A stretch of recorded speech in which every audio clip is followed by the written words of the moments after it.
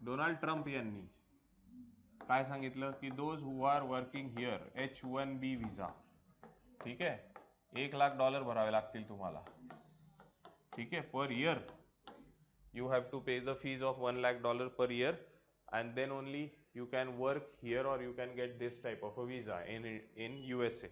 बरोबर, म्हणजे जवळपास काय करावं लागेल की 88 लाख रुपये, बरोबर, दर वर्षाला भरावे लागतील तर तुम्ही स्टे करू शकतात. कोण भरेल? एम्प्लॉयर भरेल. एम्प्लॉय नाही भरणार, एम्प्लॉयर भरेल. म्हणजे आता गुगलसाठी काम करायला इथून तिकडे कोणी गेलं असेल H1B वर तर गुगलला पे करावे लागतील, बरोबर, राईट.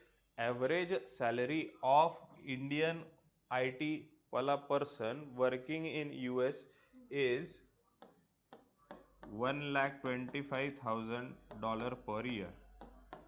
ही ॲव्हरेज सॅलरी आहे, ठीक आहे. मग आता is almost equivalent to salary, तेवढं पे करावं लागणार आहे एम्प्लॉयरला, बरोबर, राईट. नाव आवर डिस्कशन. हे का बरं सांगितलं तुम्हाला मी न्यूज? आपल्या डिस्कशनला कसं जोडायचं? आपलं डिस्कशन म्हणजे काय की social mobility in open and close system, ठीक आहे. सो नाव टेल मी की USA is a open system, yes और no? USA is a open system ना? Rather we would say ki most open system in the world. USA is the most open system in the world, but still what the mobility is. मग आता काय झालं? हे hamper झालं, बरोबर. मग हे झाल्यानंतर काय होईल? Most of the Indian people working there, बरोबर, राईट. काय झालंय की ते तिकडे काम करतायत तर त्यांना आता परत यावं लागेल. जर परत यावं लागतंय याचा अर्थ काय? Now they won't earn in dollars, they will earn in rupees. तो रुपीज मध्ये अर्न करतायत तर त्यांना हे काय 90 लाख किंवा 1 कोटी वर्षाचे मिळणार आहेत का? नाही मिळणार आहे. Okay, they will have to cut down the salaries 50%, बरोबर. मग समजा ज्याला 90 लाख रुपये मिळत होते तिकडे US मध्ये असताना, आता तो भारतात आल्यावर त्याला लेट से 50 लाख रुपये मिळतील, बरोबर. मग ही काय आहे? डाऊनवर्ड मोबिलिटी आहे, येस और नो? बरोबर. क्लास चेंज झाला ना डायरेक्ट. 40 लाखाने जर अमाऊंट चेंज होते तर डायरेक्टली क्लास चेंज झालाय तुमचा, बरोबर. मग डाऊनवर्ड मोबिलिटी जर आहे म्हणजे लक्षात येते का आपण कशी लिंक लावू शकतो? Every current affairs you can link to sociology, every sort of current affairs, ठीक आहे. But now the real question is की आता इथे सोशोलॉजिकल अँगल काय घ्यायचा आहे? सोशोलॉजिकल अँगल इथे असा घ्यायचा आहे, US गव्हर्नमेंट, ओपन सिस्टम, ठीक आहे. US society is a open society, capitalist society, but now the administration or the government म्हणजे कोण आलं? Polity as a social institution, yes और नो?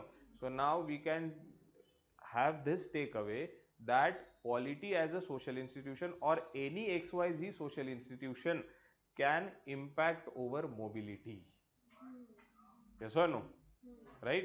म्हणजे आपला टेकअवे ह्या टॉपिक पुरता की मोबिलिटी बद्दल चर्चा करायची झालं तर, राईट, की polity as a social institution can hamper the upward और downward mobility, vertical mobility hamper करू शकतो इन ओपन सिस्टम, येस और नो, बरोबर. मग आता हे पण सांगा की is it possible in the close system as well? Is it possible in the close system? Let's take a example of Taliban, ठीक आहे. Taliban is a close system. We have a religious rules, regulation, religious readers आणि जे काही हे सगळे religion based rules आहेत, बरोबर.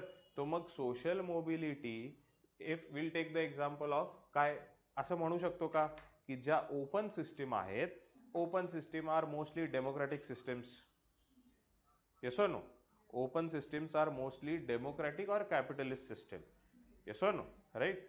आता ह्या ज्या ओपन सिस्टीम आहेत त्या डेमोक्रॅटिक आणि कॅपिटलिस्ट जर असतील, ठीक आहे, राईट, तर ह्या सिस्टीम मध्ये आता लिहायचं राहत असेल तर राहू देत, याचा व्हिडिओ देईल मी टाकून, ठीक आहे, राईट, त्याच्यावरून लिहा.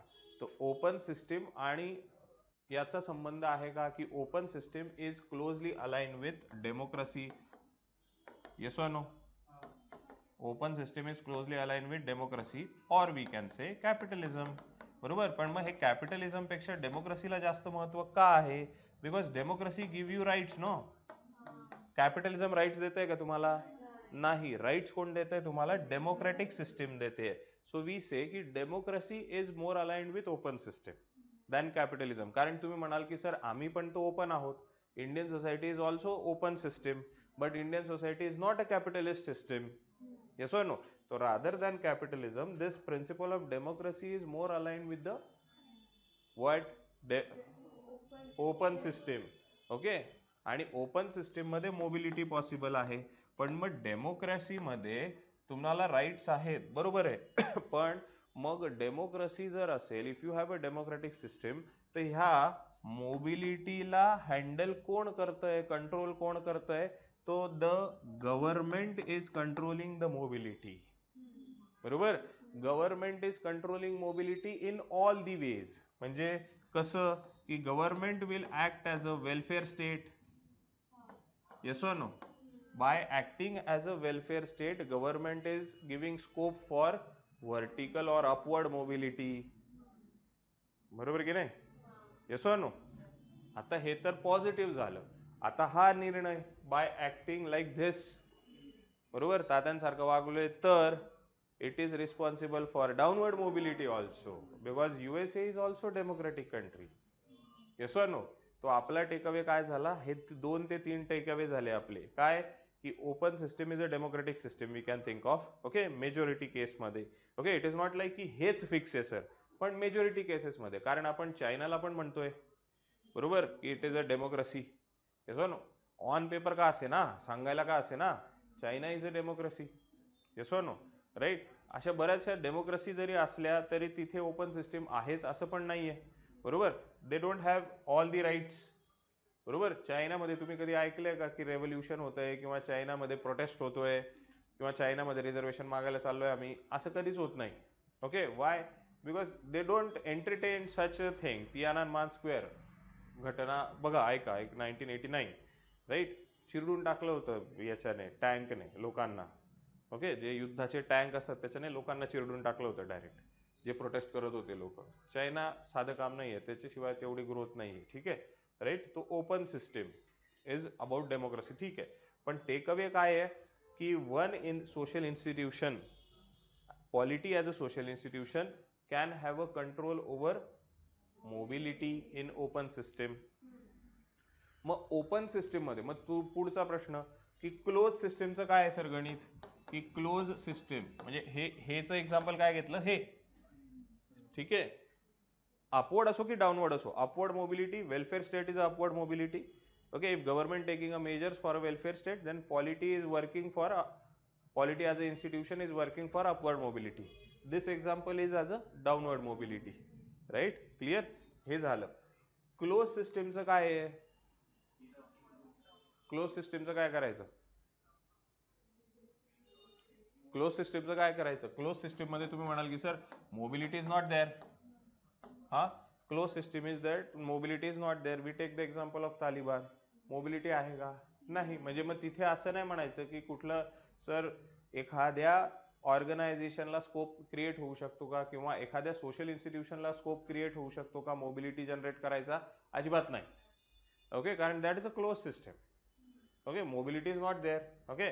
मग मोबिलिटी नाहीये तर तिथे आपण काय म्हणणार? स्ट्रॅटिफिकेशन म्हणणार का? No, we call it as a hierarchy. Yes or no?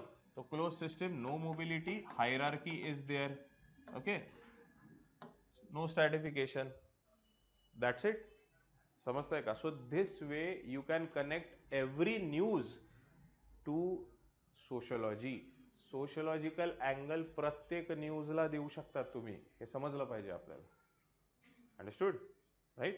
Shri Mahesh Shinde's Dnyandeep academy, Pune, Chhatrapati Sambhajinagar, Nashik.